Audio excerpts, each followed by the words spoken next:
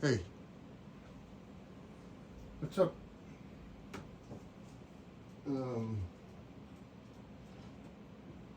Was that blind a little bit?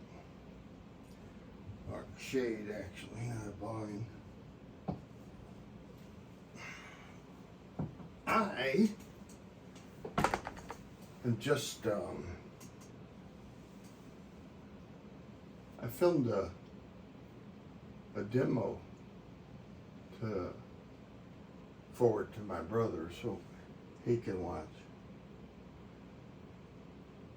how these touch screens, the Win Maxits,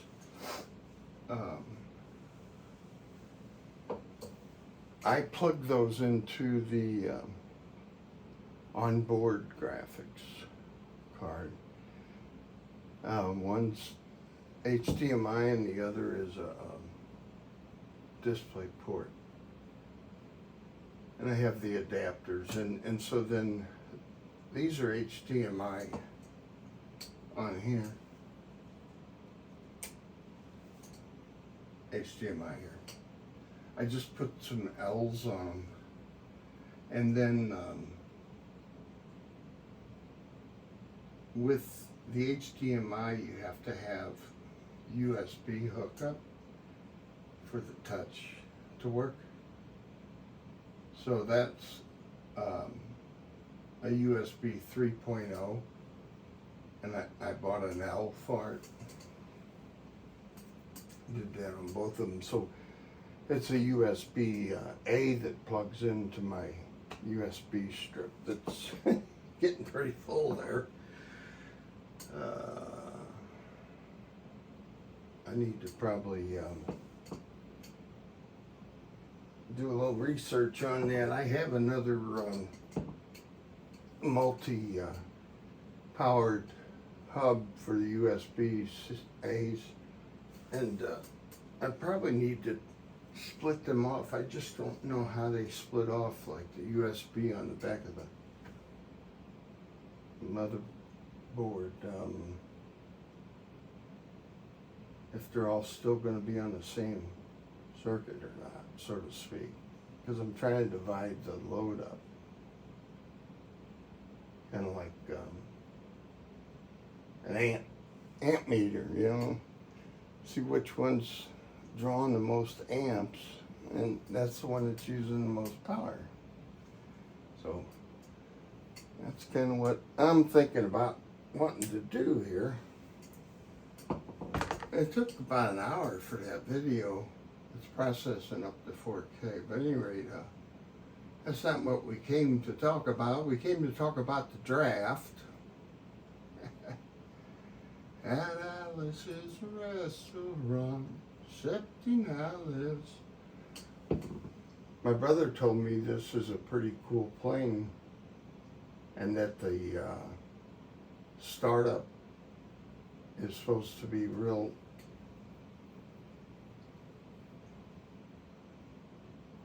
realistic and enforced.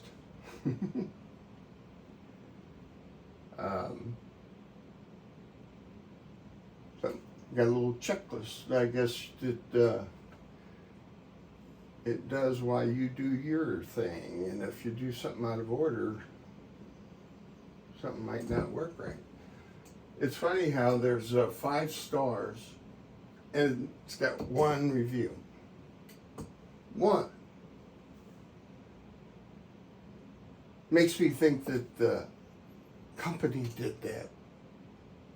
The owner of the company did that.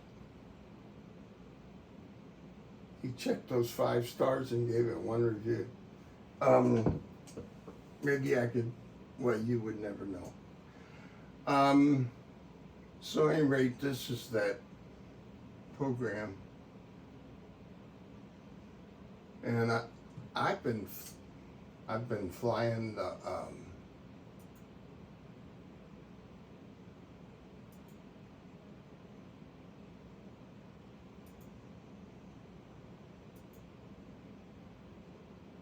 I got a lot of windows open.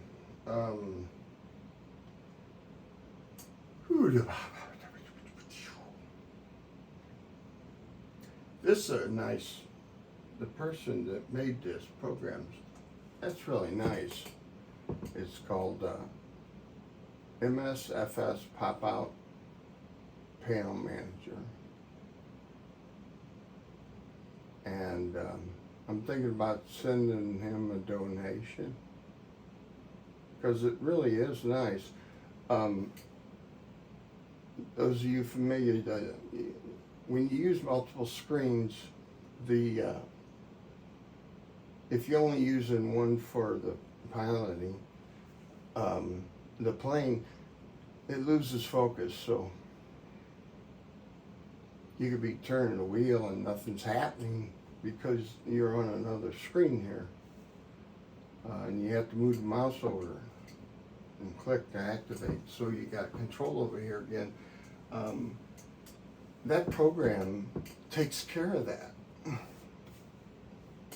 I operate a button or, click, after 3 seconds it goes, refocuses back. You can set that too.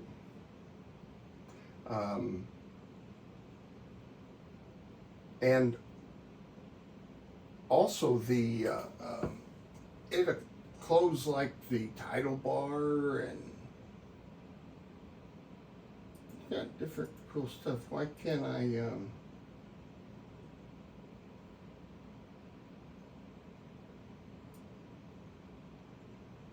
oh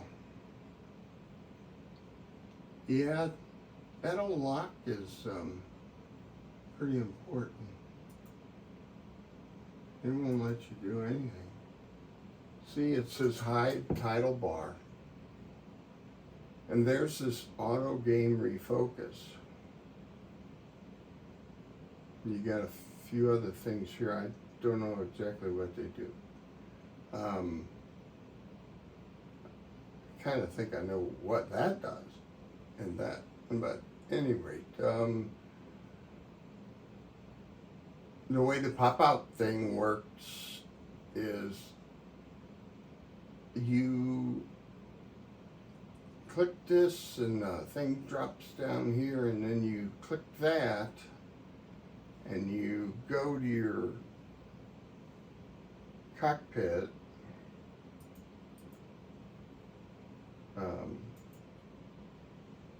and then you click right in the middle of the MFD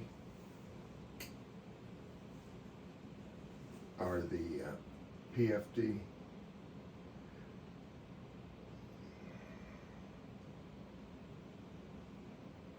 And then you can add multiple screens too.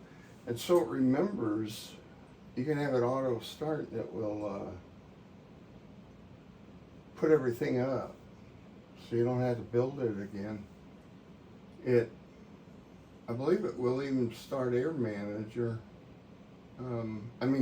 I use Air Manager, obviously, that's what's doing this. But, I need a drink of coffee.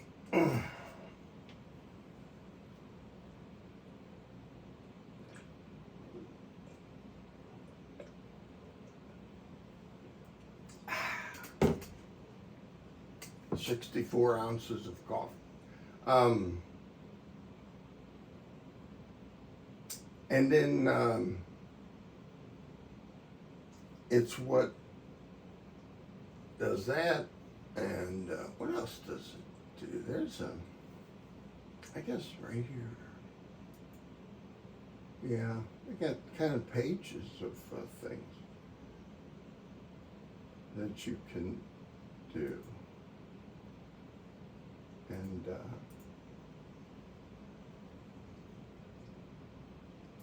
my hats off to the guy, and he shared it for nothing. That was always a hassle, that focus, the main screen losing focus. Like the Swedish, never mind. Just take the picture. You can focus later. It's the sweetest, I don't know. So I forgot where I was. I smoked some pot, so I'm a little high. You should never fly high. You gotta fly high. You know, if I'm only 600 feet in Colorado, I'm underground.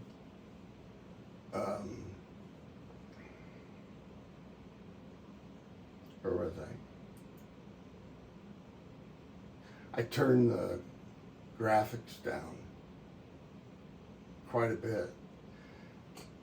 The inside of the plane and that still looks good, but the terrain and the outside has lost a lot of detail. Well, if you don't have a 4090, this game is such a resource hog. Man, I don't fly real weather. I don't fly with live traffic. Just because it takes frames per second, you know. And I got a 3080 Ti RTX and a i9 to 9900K, and I don't know, the memory's probably DDR3 or something. I'm not even sure what they had back in 2020. But I just took a nice little flight from Little Rock, KLIT, to Memphis. And it's in the PMS GTN 750. So I don't even have to go through a lot of, I can just hit restart. So let me do that. This black flickering, you know, like, you know, when you go over water, you'll see a line now and then. Oops, gosh dang it. I got a hearing aid in, and I hope I didn't break it. Son of a gun. I love the hearing aid because I'll stream. You're not going into my streaming, okay? Because I use that phone to stream to my earphones while I listen on my headphones to the simulator. So, all right. This is kind of neat over that. Each throttle of this, you know, actually works. There's a BMEP gauge for each engine. These are combined 1 and 2, 3 and 4. 1 and 2, 3 and 4. That's fuel flow. That RPMs 1 and 2, 3 and 4. Cylinder head temperature and carb air heat. So others are oil and fuel pressure and temperature. Maybe not fuel temperature. So let's I hit restart, but no, I didn't hit restart, did I? You're messing me up. I hit resume. I must have hit resume.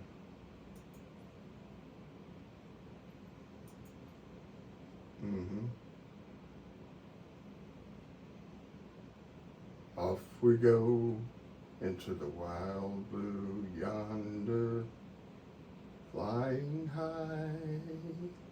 I don't know the words. Up in the sky. But I remember it growing up. I'm 66.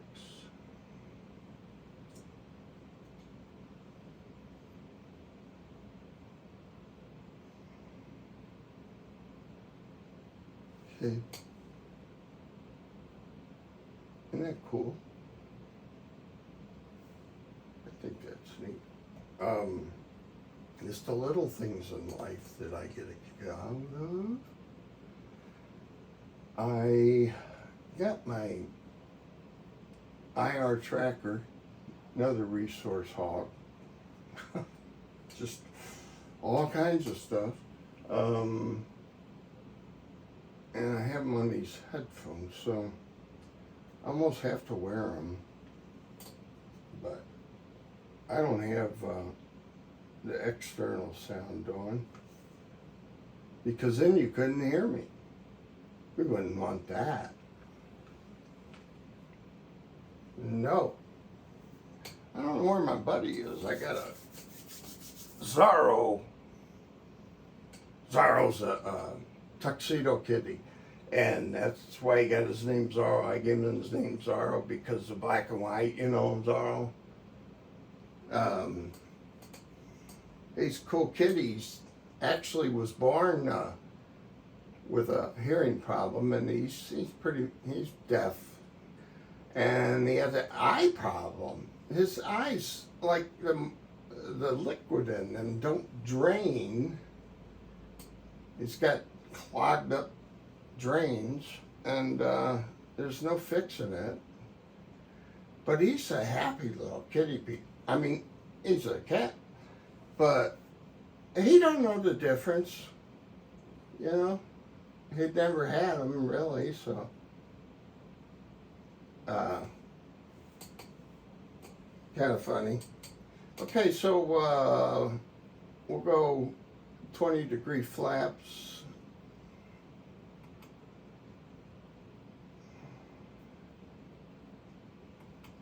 $10, $15, and $20. Where is that, you ask? Right there, the yellow one.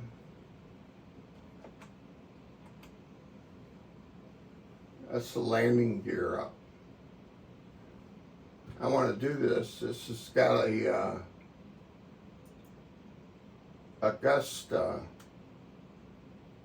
lock.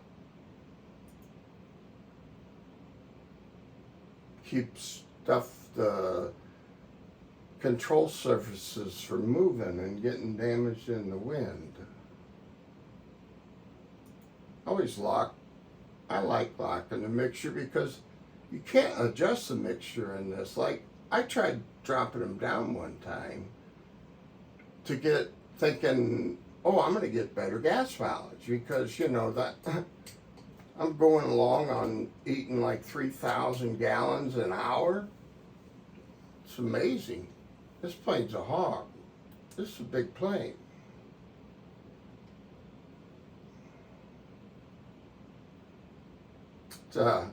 Douglas DC-6. You can see the cowl flaps, kind of cool. Open.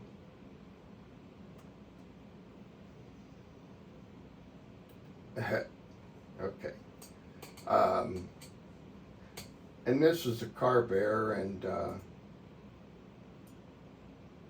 long as I don't sit on the ground too long, it's kind of nice to get a head start on those.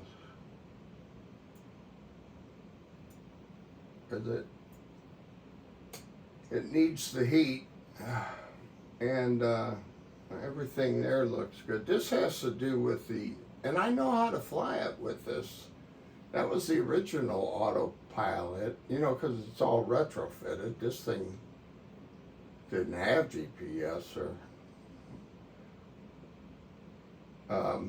had a gyro, got a gyro and stuff, and it flew a heading, but it stayed in that heading. You put it in a turn, it stays in that turn. It just do 360s. And then this was the altitude control, and this turned on the retrofitted, basically, parts to control the stepper motors for the elevators and things like that, you know. I call them stepper motors, and they got some kind of control rotationally 360 degrees, and they know exactly where they're at, as far as I'm concerned. However they do that.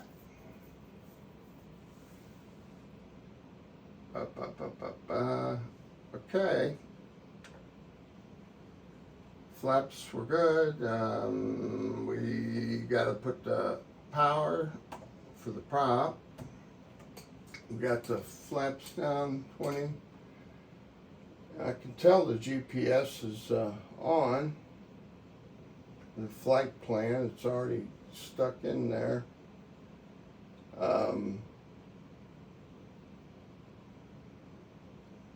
Sometimes I'm too gentle with it, you know, don't press it hard enough. The autopilot, we're lined up down the road here, and we'll set it to, it's supposed to give me that 6 0 0 0 0. We missed a 0 there. 6,000 feet, and vertical speed, we'll make it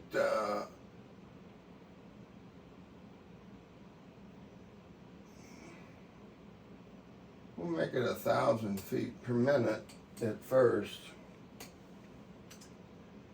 and we'll sync the heading bug. That way it's going straight ahead, because we're going down the runway, and then I could pretty much activate autopilot heading just to get out, sort of get my wits about me, and then before we engage towards the navigation, flight plan, GPS and that. Alright, we'll put our, see, I'm not a real pilot, so I don't know if the pilots really do that, turn the lights on when it's bright like this, daylight. What lights do they actually put on? I think the beacon's important, which I haven't done. I think you're supposed to use that. Then there's position flashers. I mean, I guess I could put them on, but that would be about it that I could think of for the daytime. I wouldn't think you need the landing lights. That was my whole point. So this plane's kind of cool because you can fill it up with oil as you're flying. There's an auxiliary oil tank with, I don't know, like 35 gallons or something. And then as you go, you pick your engine. Like this would be the left hand.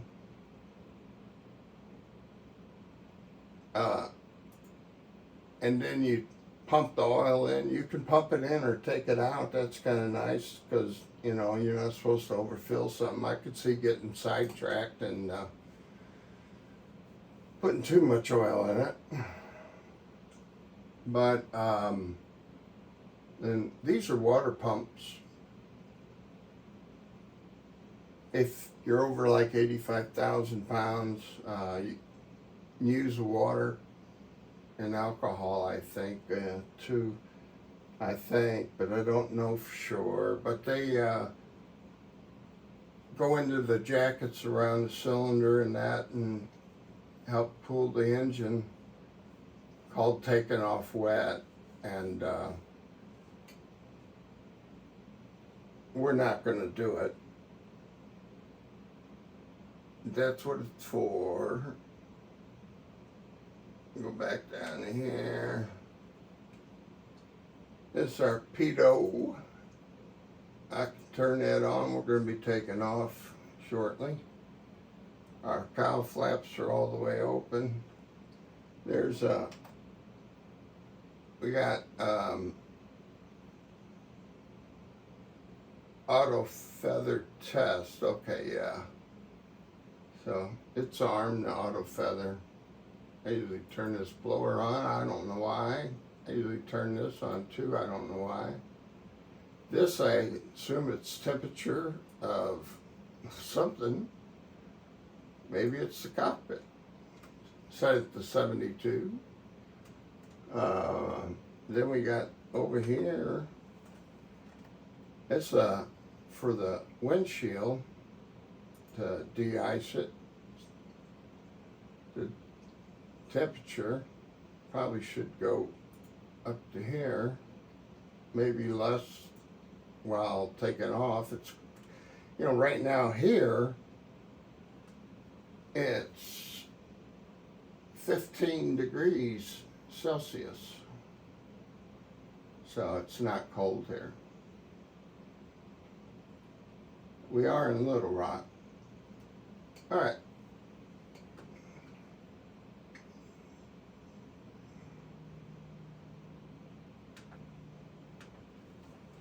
Okay. I usually pull back on the prop because it controls the RPMs.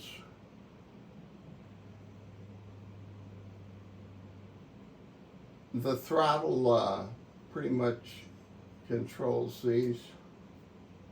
They both interact with each other. Boy, if you back off on the prop, they'll definitely cause the BMEPs to peak out. But I don't want RPMs to redline taken off, and then so I'm not using them. I don't think I took the brake off. There we go.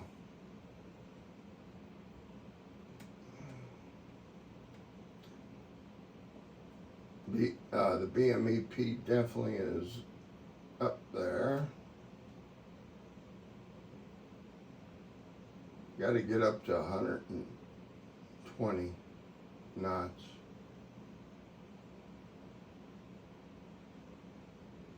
I'm not. That's taking a long time. Oh man. Okay, any rate. We're here, barely. That took off really slow. Something's not right. Let me turn on autopilot here. And heading. There we go. Okay.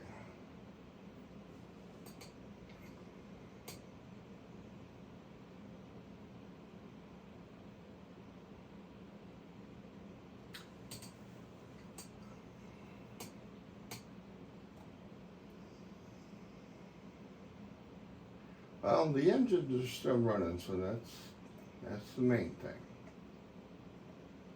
So we're good. I'm not going too dang fast. I need to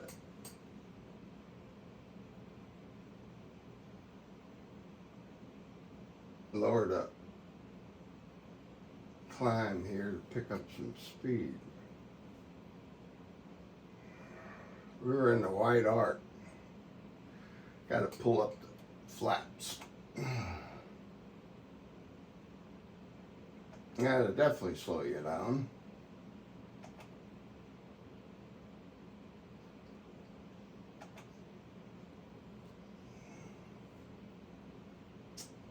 I can get the RPMs up more. At least we are picking up speed.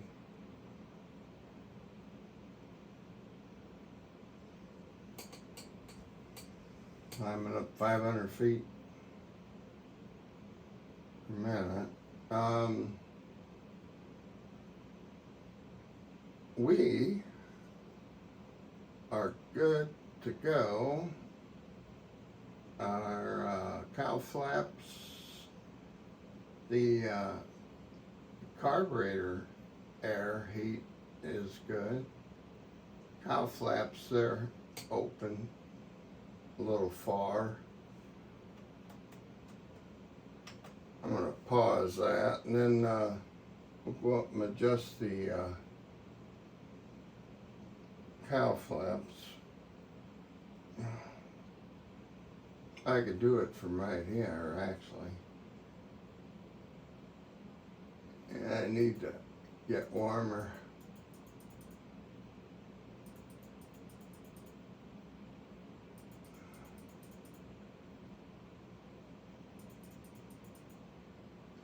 A little bit of turbulence there.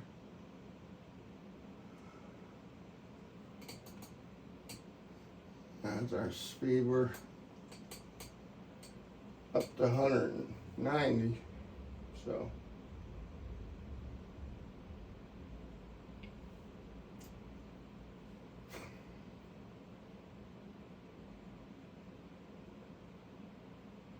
I set it for 6,000. So we could definitely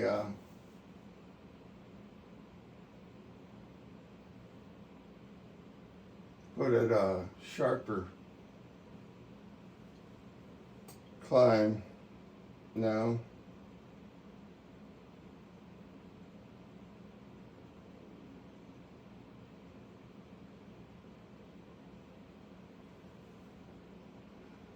Go up 1,200, I mean, feet per minute. Watch your speed.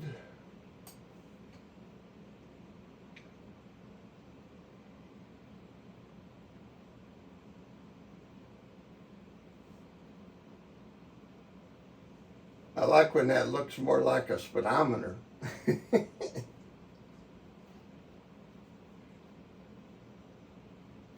But that's a pretty good climb. Down to 195.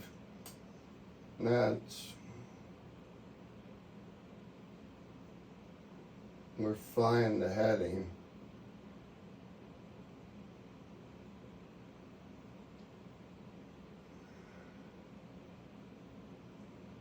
Okay, so those look good now. That's still looking good. We're about 5 degrees Celsius.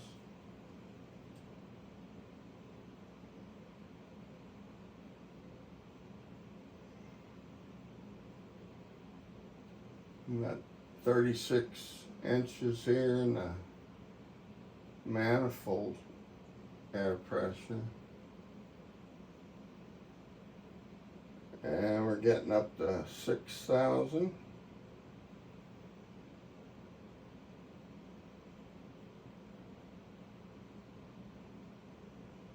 Well, we got some good pizza yesterday. It was from a place here in St. Louis County called Afton Pizza. And first time I've had, they were part of a chain. And then, I don't know if there was a breakup, but they weren't that chain anymore. They changed their name to Afton Pizza. And they really pile it on. I mean, they were very good. The toppings were of a good quality. And there was a lot of it. And we're up to 6,000. We'll be picking up some speed. We only got out down to close to 180 knots. But yeah, I know we're not actually going anywhere except on our heading. So let's take we're gonna go towards our destination. There we go. And then we're gonna go back to this map, and we're gonna zoom out till we see our airport we took off from, which is a good piece. I can talk for hundreds of miles. I just crack myself up.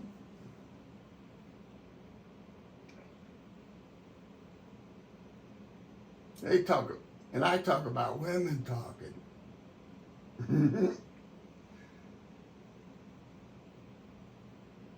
Hey, I've been married for 41 years, and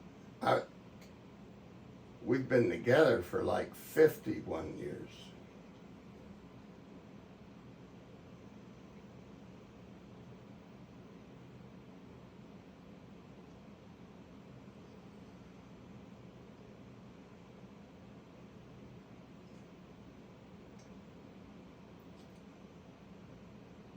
I'm getting sentimental thinking about it. You're really a downer.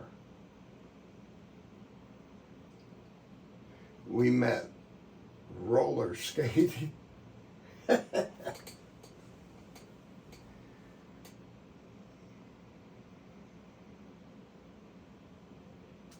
was a pretty good roller skater. I was a good snow skier too.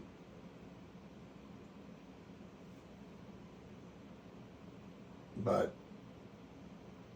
St. Louis don't have many ski resorts.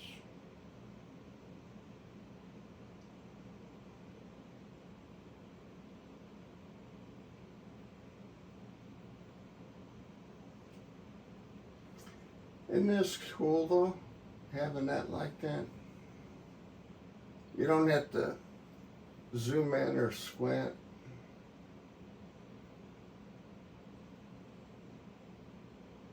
I do like that.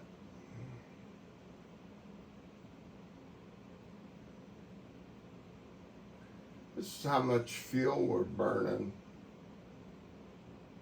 And they're both right around, all four engines are right around at the 8 mark. And this is times 100. So 8, 16, 24, 32, 3,200. Let's see if that's what it says. It's got a big number down here in the 2,663 pounds per hour.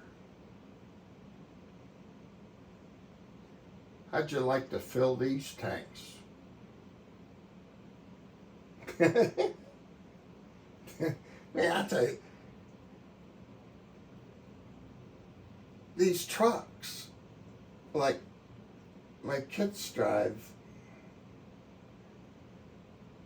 it can cost $144 to fill up a tank. Gosh, damn it.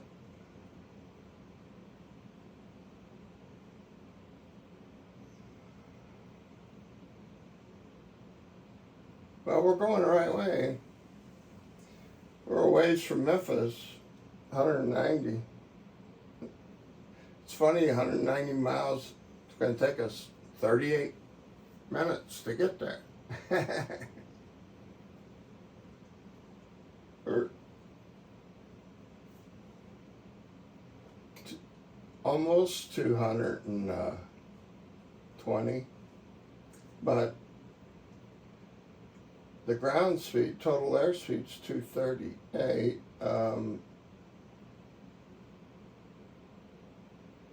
The ground speed's 239. 240. That's real close. Closer than usual anyway. I see we're getting up close to freezing 0 degrees Celsius. I want to make sure I did turn it on to pitot, yeah.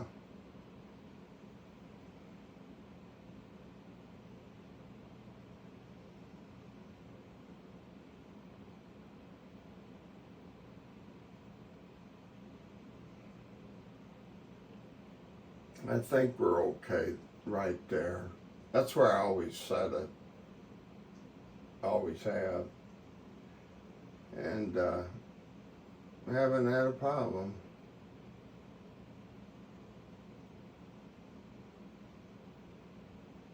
That's the oil for the, outboard. First one, engine 2, engine 3, and engine 4. They are low, and each one holds 25 gallons. 35 gallons. So I could put some in there. Yeah, we got ways to go. Let's go up here. We'll fill the first engine up first and pumping it in. So we'll need to see how this does.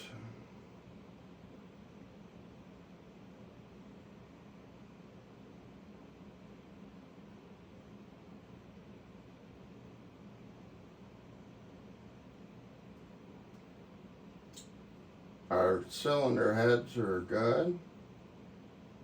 So the cowl flaps are good. Our carb air heat's fine.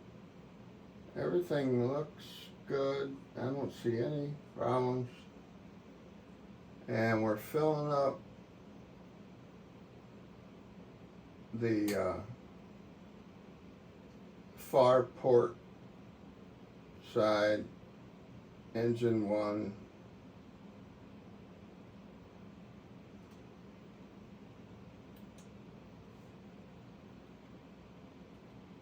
That engine, right over there.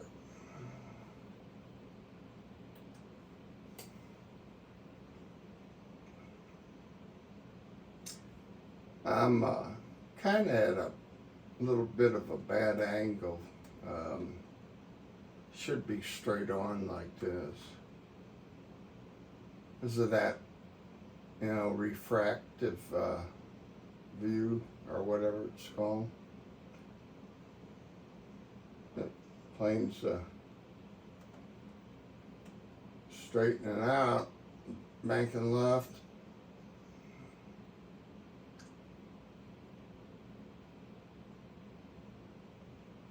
This is the auxiliary tank where the oil is. And like I said, I think it's got 35 gallons in it.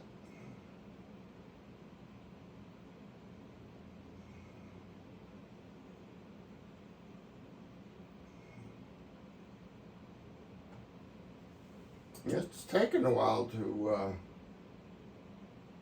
fill that up, isn't it?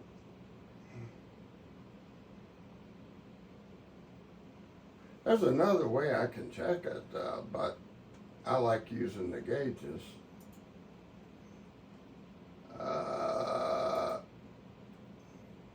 32. Hasn't gone up at all. Because they're all at 32. They should be at 35 gallons. That isn't moving. Why is that?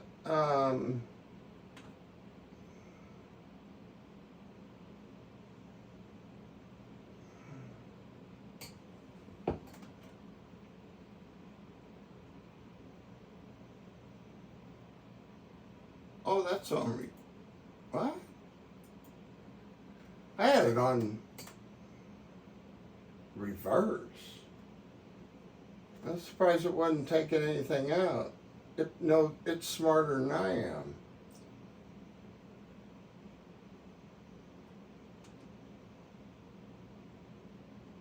Should be going, yeah, it's going up now, 32.9 gallons. Hey, there's Zorro. My buddy's here. Let's go look. Yeah, it's going up now. So, it's getting, where I gonna go change it to the next engine. Okay. So now we quit filling up one, and we're filling up two. Now, just to see how we did,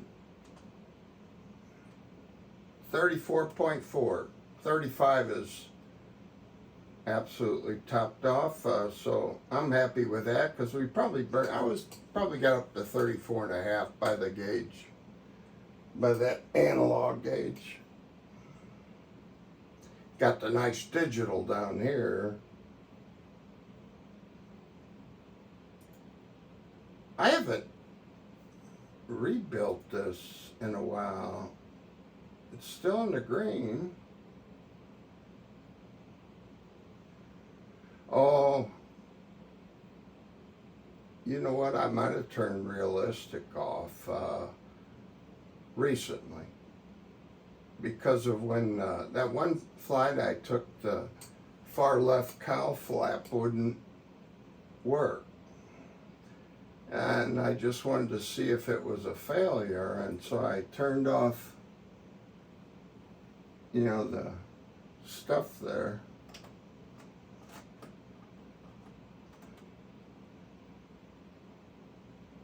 Oh, realistic image. Yeah, the engine damage is off, the realistic start, and realistic circuit breakers are all off.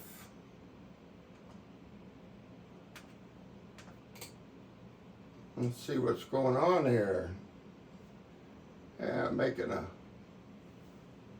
our turn at that waypoint.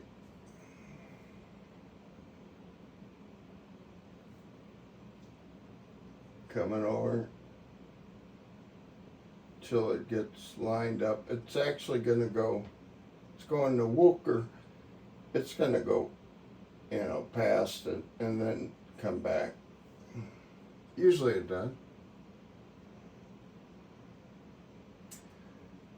Our cylinder heads are fine. Our carb, heat, air looks fine. We're 150 BMEP. Our RPMs are like at 2400.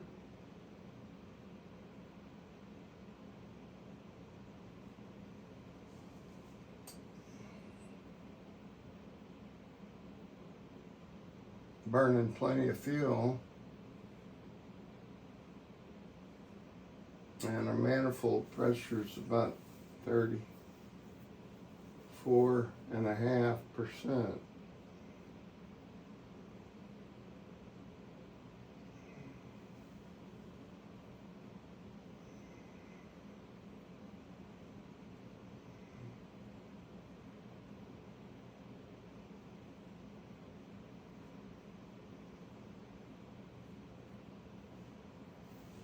I said percent, that's not 30 inches.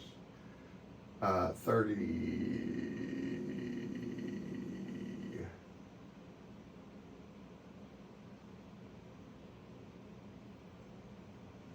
about 34 inches.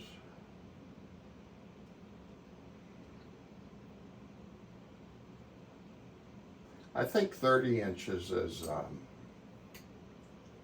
actually not a bad place to be. How fast are we going? We're going 220 knots.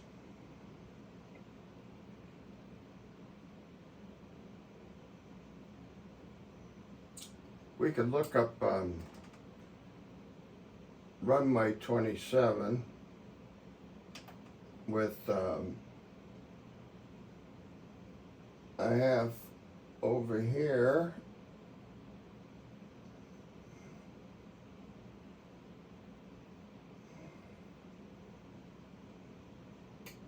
Navigraph and Flight Sim.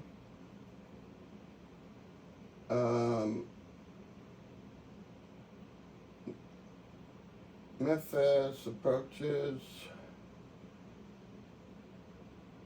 and we're coming in 27,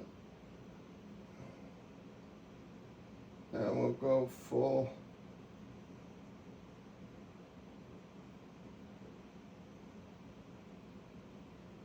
This is my geriatric monitor.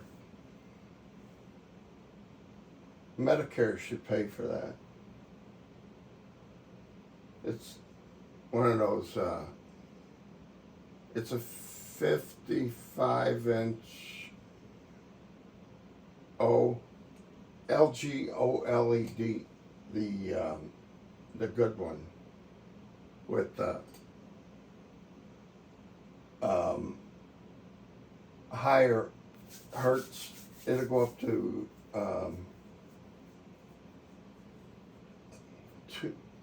200 hertz. 200, 220? Why can't I remember that? I know that like the back of my hand. Alright, so 108.7 is the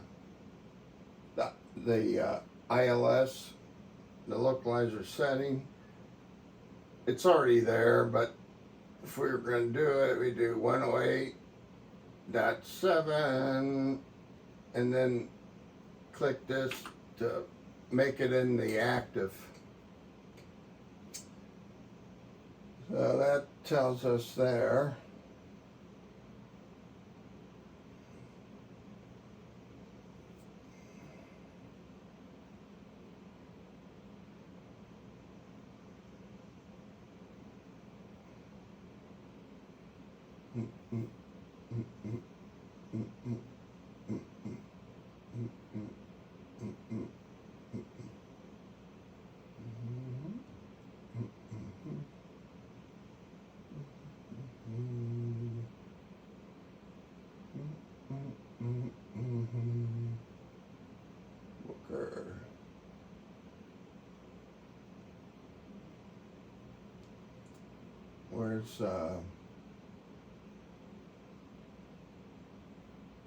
Where's Walker and Condor?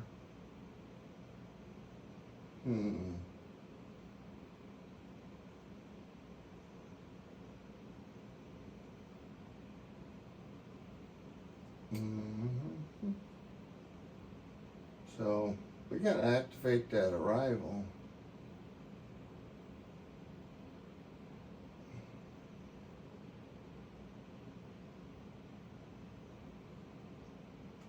I don't know if I want to do that there.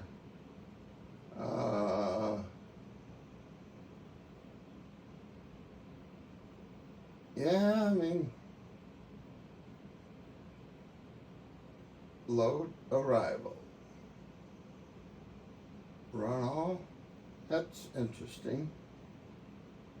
I wonder what that would do. That should jump.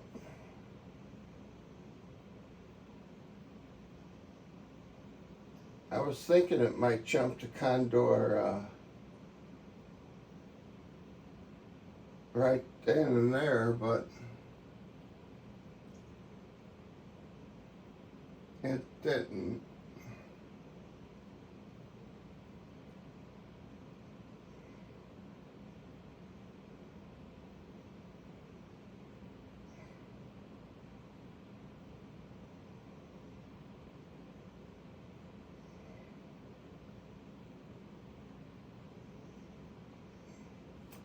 I do have a direct to.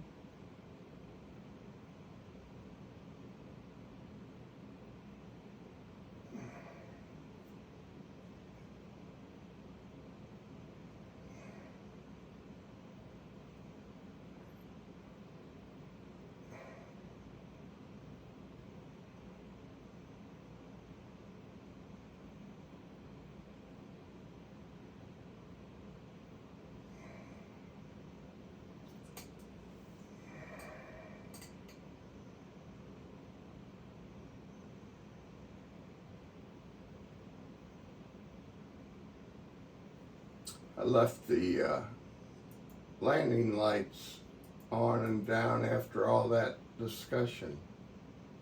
That's why they got checklists.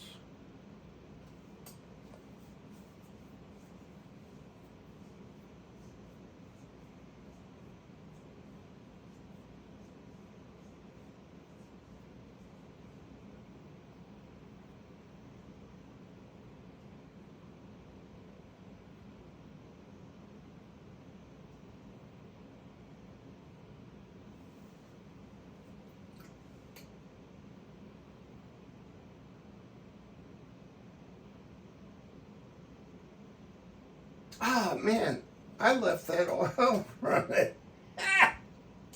Oh, man.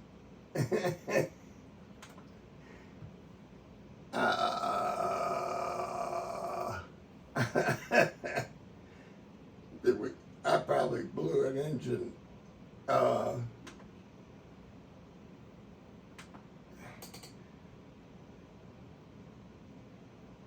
It was on engine 2, and look, the auxiliary tank is empty.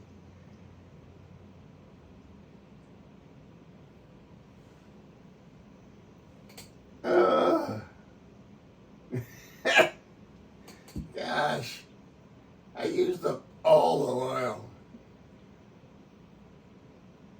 in one engine. I mean, it must have been just throwing it out. 'Cause the engine's not dead, is it? No.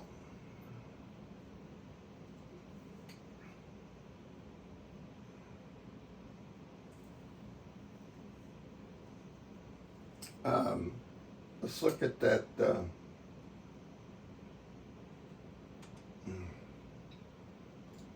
See what this is showing.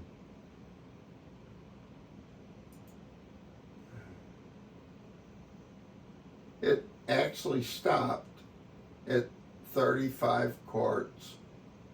So I ran quarts, gallons. I ran probably 30 gallons, 29 gallons, 28 out of that tank. It's empty.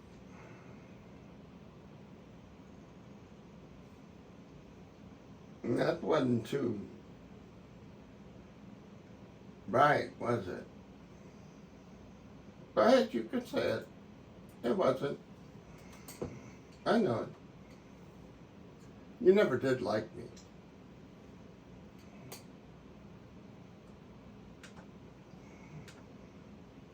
You always liked Bill best. That's my brother, Bill.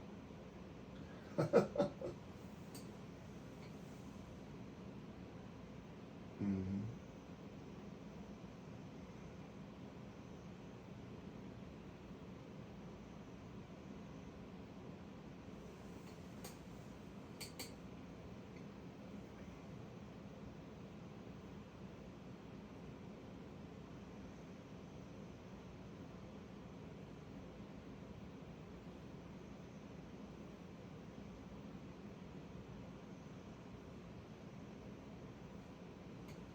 We're at 6,000 feet. I lost flight following a long time ago.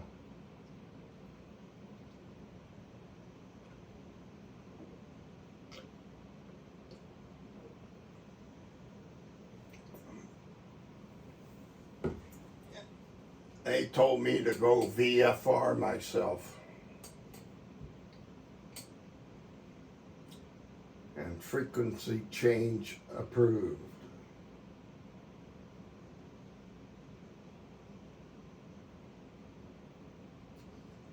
Told me to go to U812.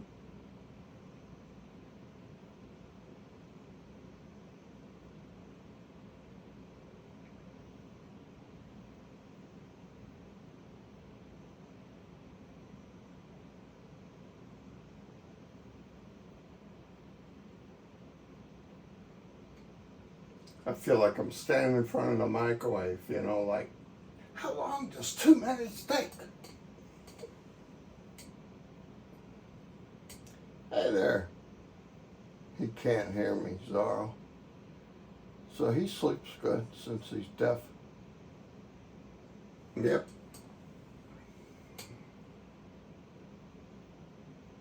Mm-hmm.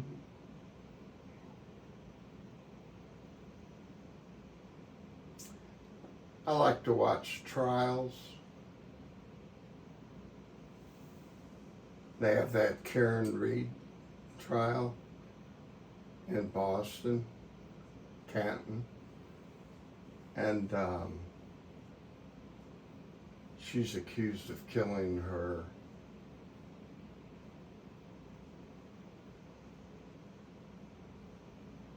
boyfriend that was a cop.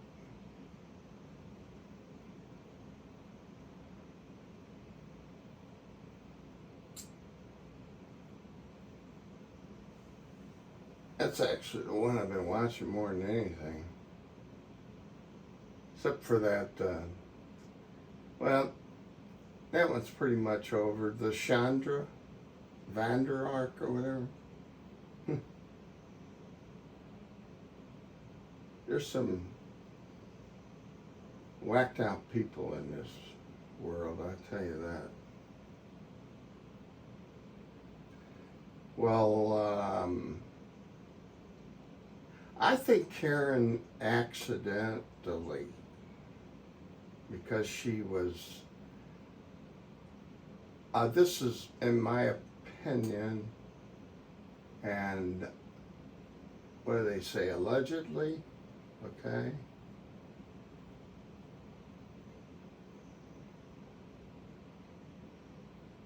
Maybe had too much to drink.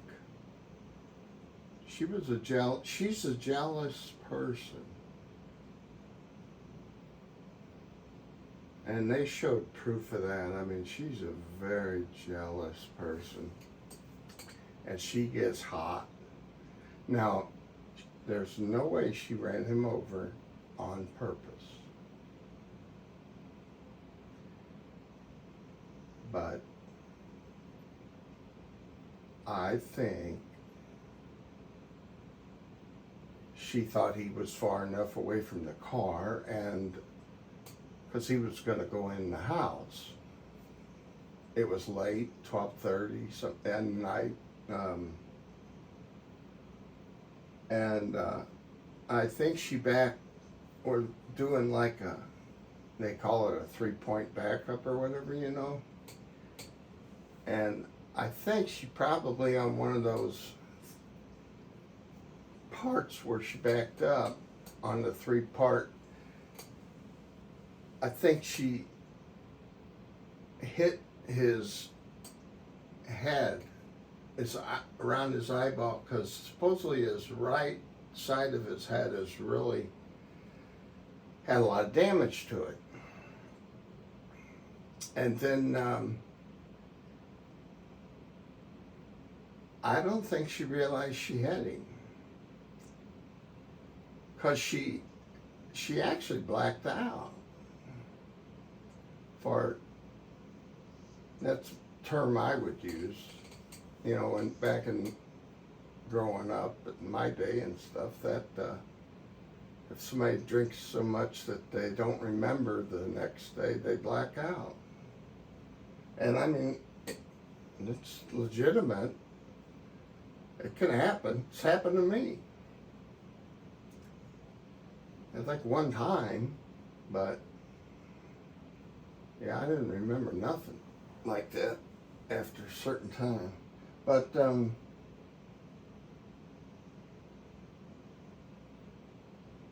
because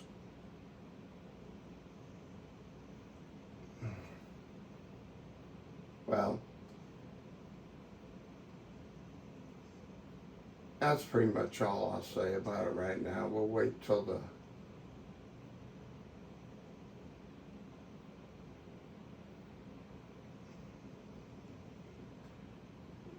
I don't know if it's went to the jury or that's the next step.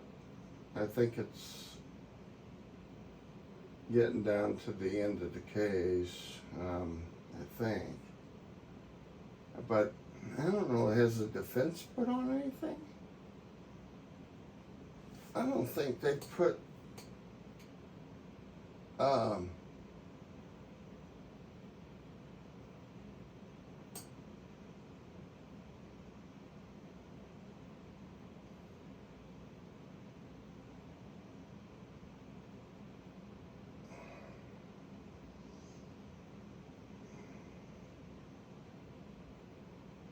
mhm.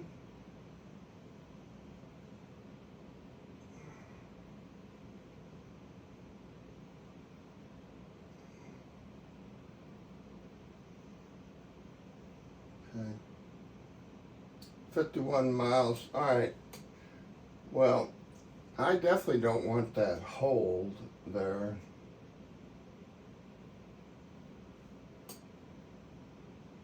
This is where we pick up the localizer. I mean, but the glide slope part of it's here.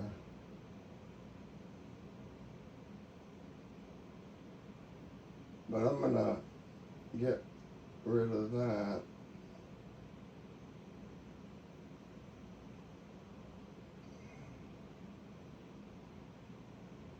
Well, I'm having a senior moment.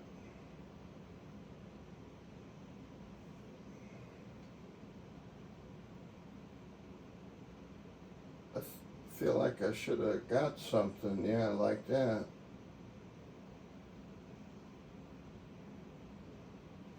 That's better.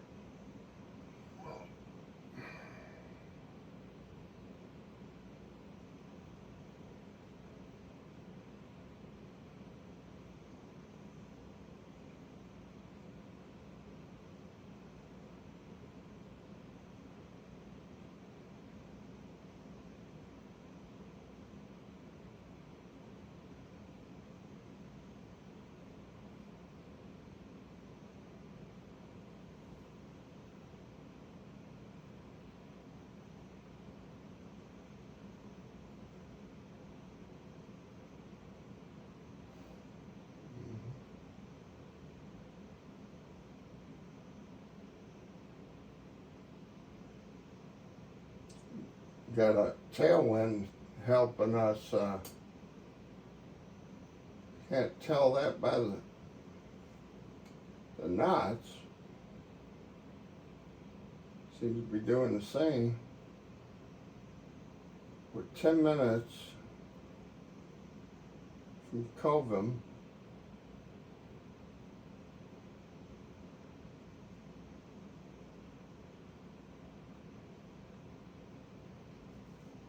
We need to go down.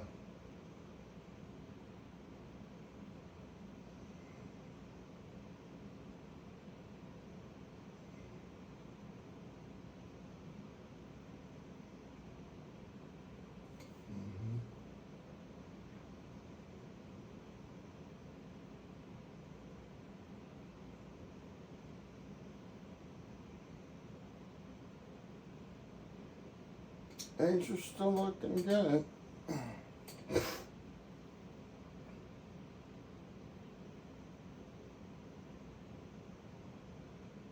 wonder if I contact Memphis if Tower, if they'll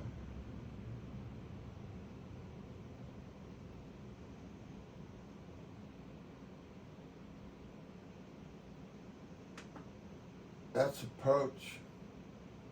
Yeah.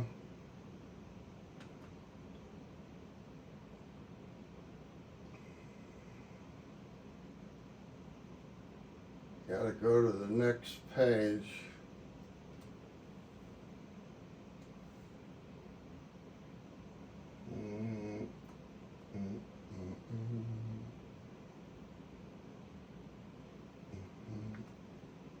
Oh wow. I was holding down control. Airport's farther from you. 9.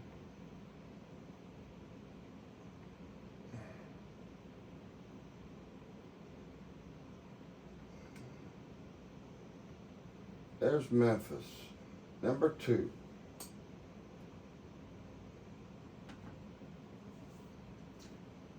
Hit the tower up.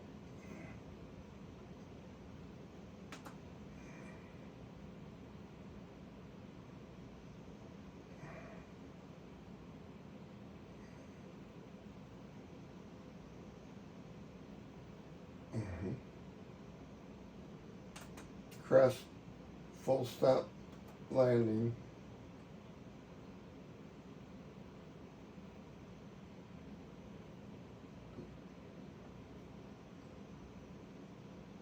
Oh, they got me going 2.7. Good deal. Left downwind runway 2.7. That's a good thing. Okay, let's, oh, I gotta get down.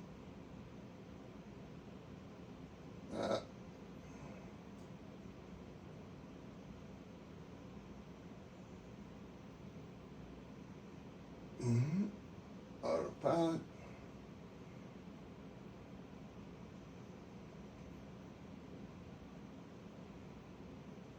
Get down 3,000 feet. And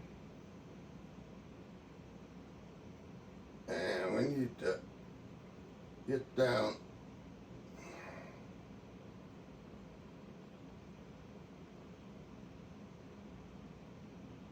I want to get down quick too, but I got to control my speed. Yeah, let's back off on the throttle here. The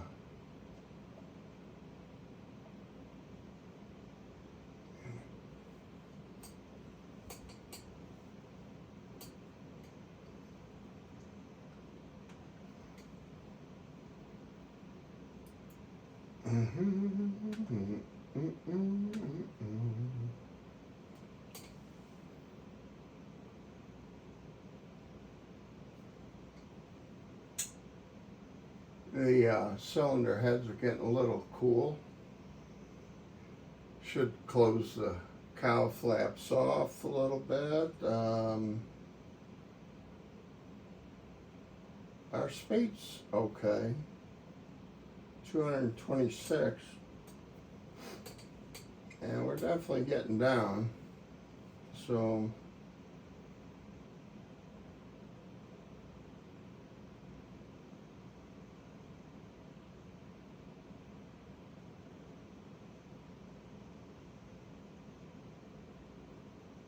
we just gotta be down to 3,000 there. So we had plenty of time.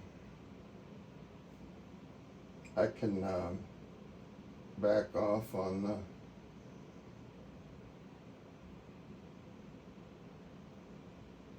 we're gonna be there before I even get to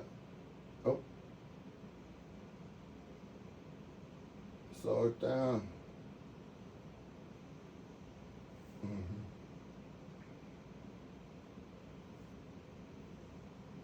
We're at 3,400. I lowered it down to 500 feet per minute descent.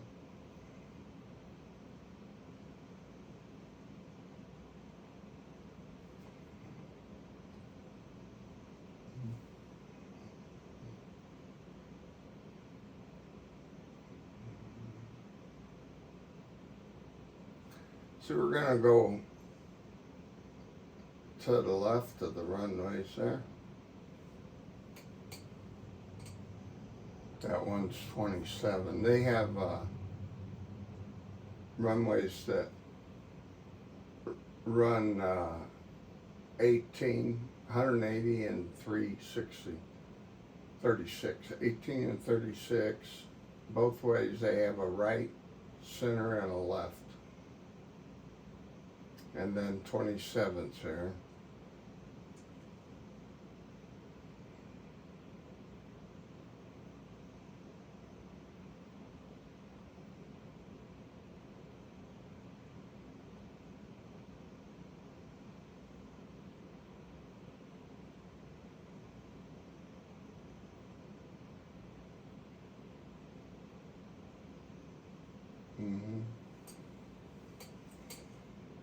Okay, we're at 3,000, so we're fine. See, we're gonna turn around,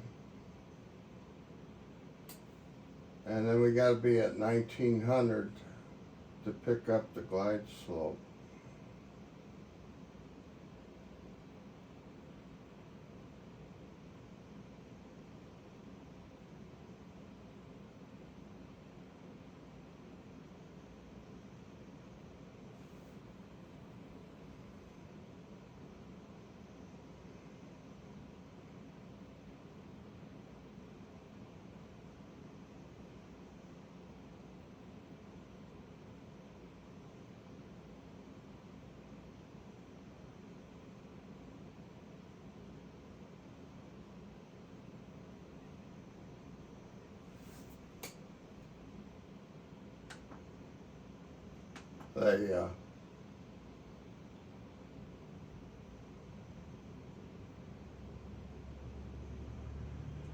They said wind is calm, and gave me the barometric altimeter, and then said cleared to land runway 27. Actually, they said PMDG 6 wind calm, cleared to land runway 27. And then I replied back, cleared to land runway 27, PMDG 6.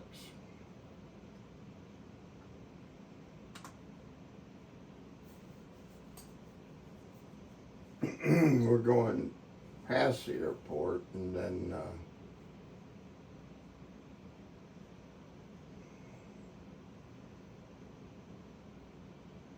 you know, as long as you keep, and I hate doing it because the buildings look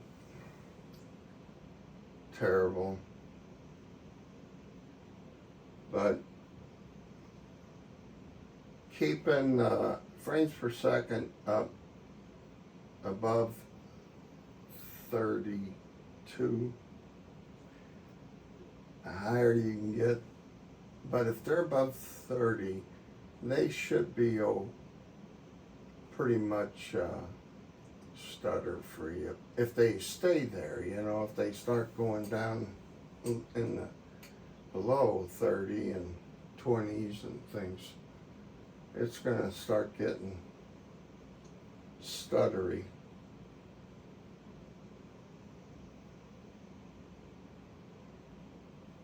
And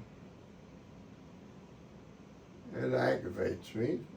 Well, I mean, it doesn't really, but it's a shame that I gotta spend $5,000 to get rid of that. Just basically need to build a whole new computer.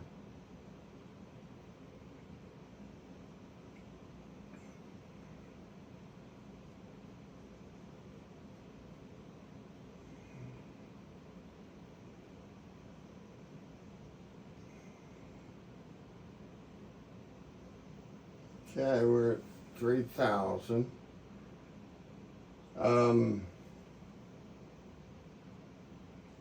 What about the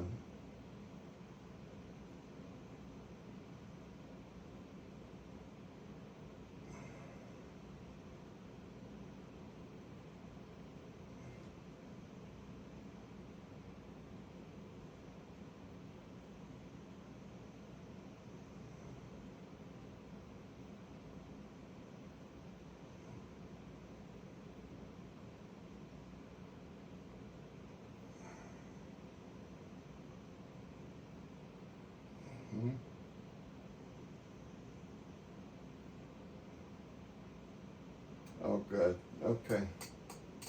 I just couldn't see the magenta there and wasn't sure this thing was on. Okay, now localizer, so I'm gonna have to trust it and put it on approach.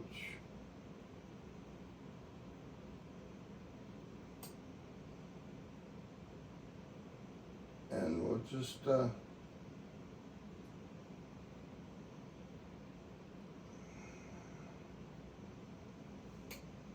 see, it's going straight.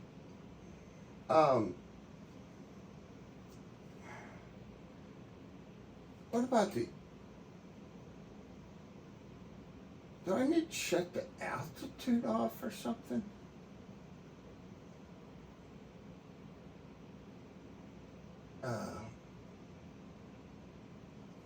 No, gosh darn it. See?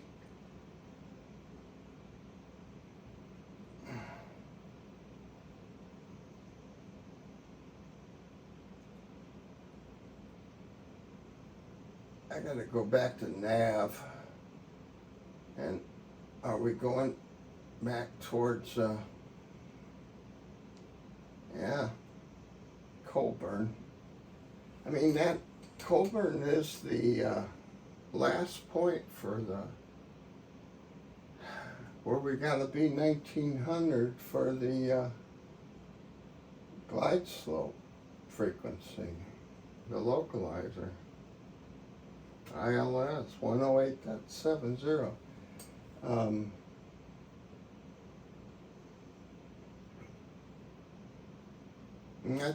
I just think it's a bug in the system. Because it used to work. I didn't have this trouble before.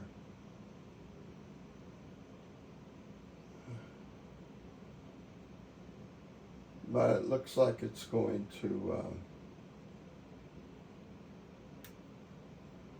get us back on track here. Going to GPS, back to GPS and nav.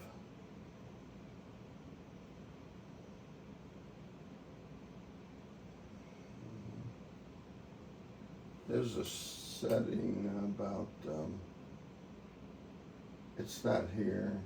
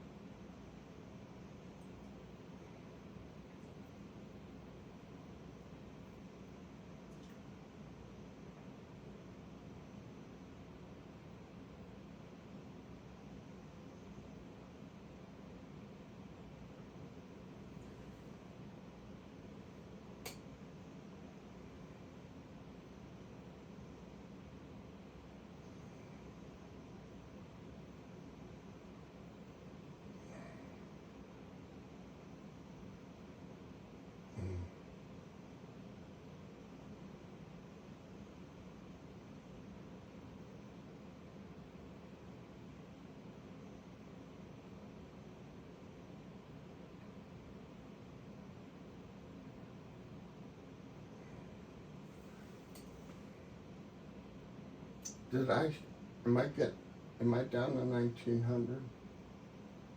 No, I'm not.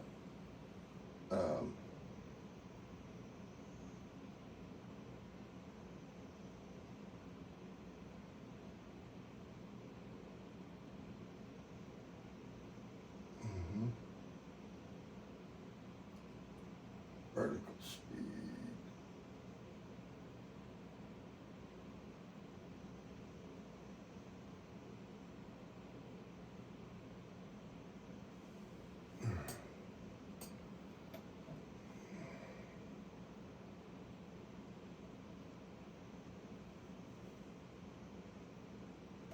Okay, speed, definitely increasing.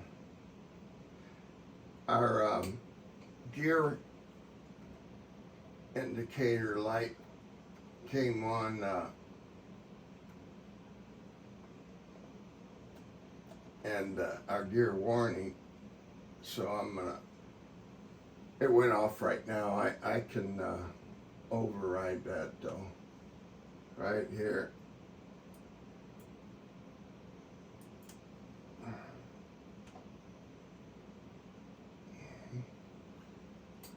Okay, we're down to, yeah, we're down to 1900, so, all right.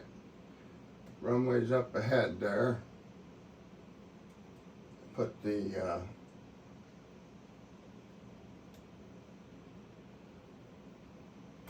flaps down one. That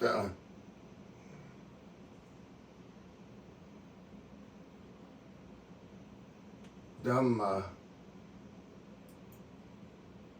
warning went back on for the landing gear. We hit the glide slope.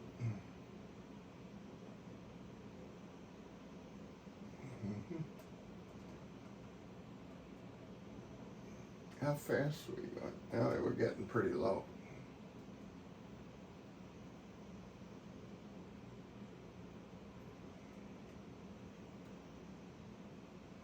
Pull off the 2500. Temperatures there, okay. We did pick up the glide slope. Well, I don't think it did. I'm gonna have to land this thing.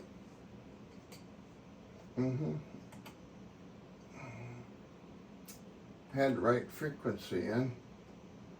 Put the gear down.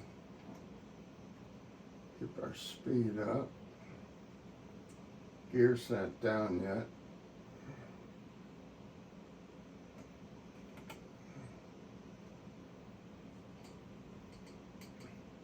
Okay. Gear's down. Let me turn off the autopilot. Watch that speed there.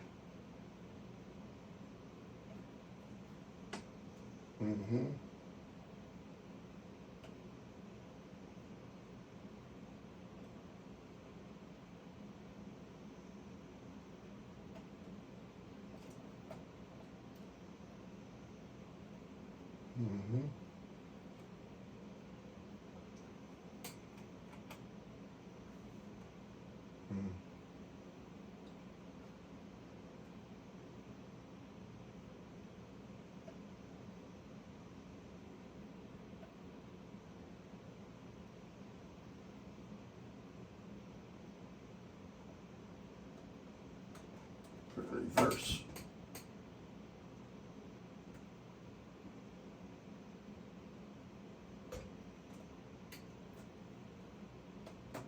Yep. PMDG, please turn next taxiway. Should have went forward because the red handle was forward. Don't know why it tried to go backwards. Another bug.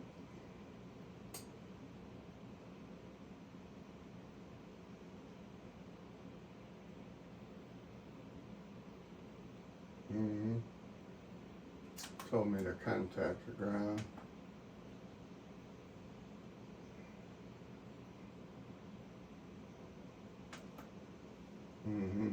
Cross taxi the gate.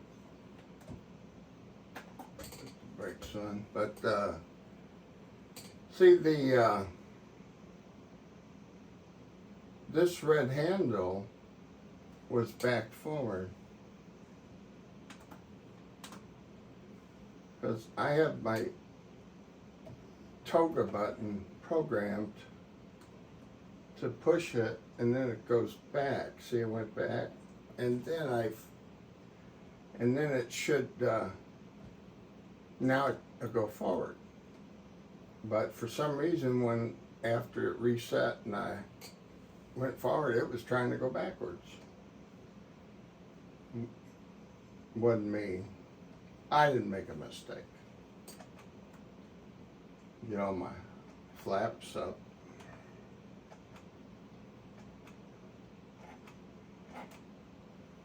Close down all my carb air temperature. And that's all good. we can, I don't know how, they're not even really hot.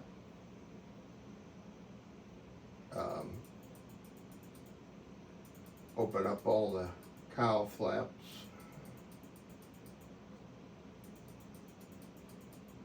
Keep the engine cool on the ground. We can turn off our pedo. Oop.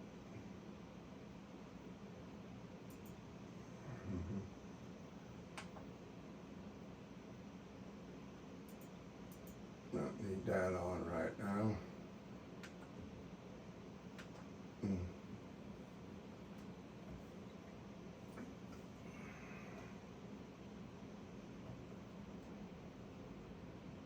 Yeah, looking good.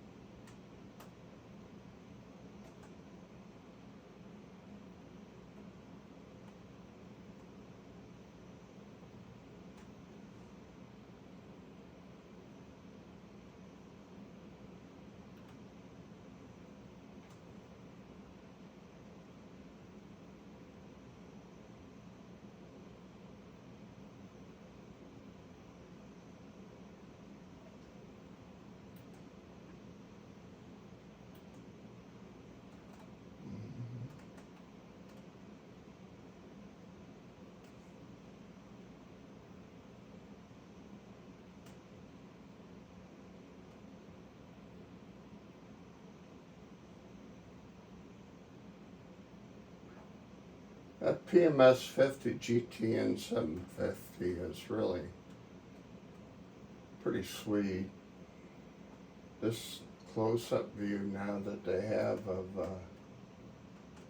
the taxiways with the letters and all that.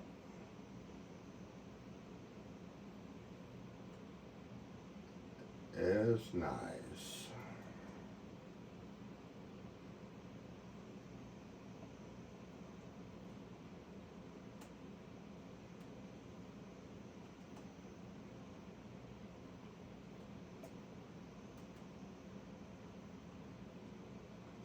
Yep.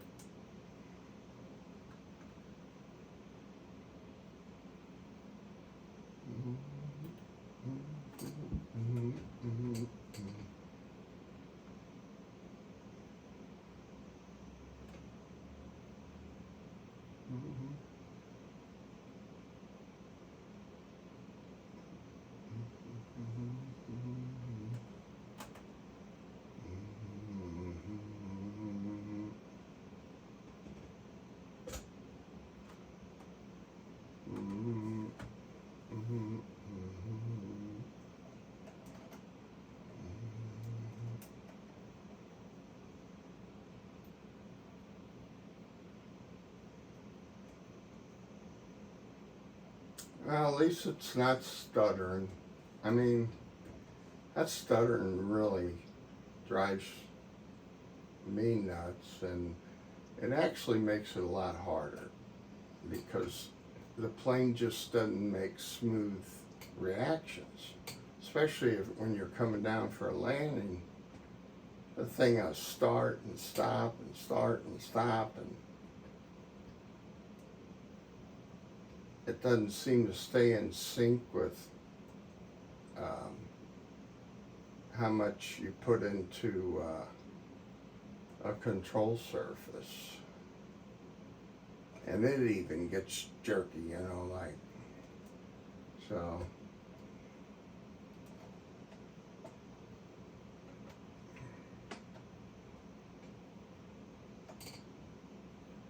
That,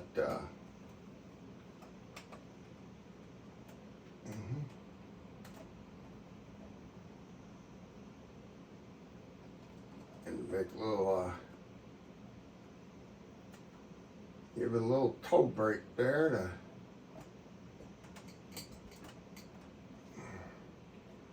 I don't even have a flagger, do I?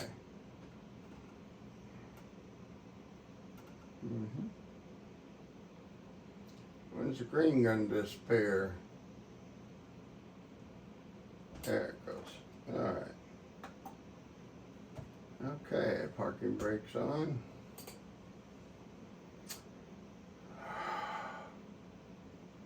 Let's see, make sure I'm looking good.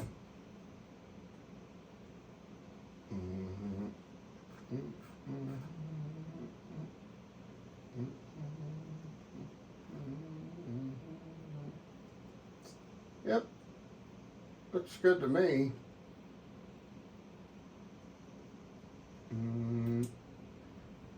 Looks good to me, so I could start unloading stuff and people and shutting the plane off, and I can at least shut the plane off for now. Well, that's all right, because I have to put the ground power out and stuff. So, we made it. Thanks for going along. Oh. Don't get old. You don't move as well. This tripod makes it even more difficult because I don't want to knock stuff over. Okay, adios.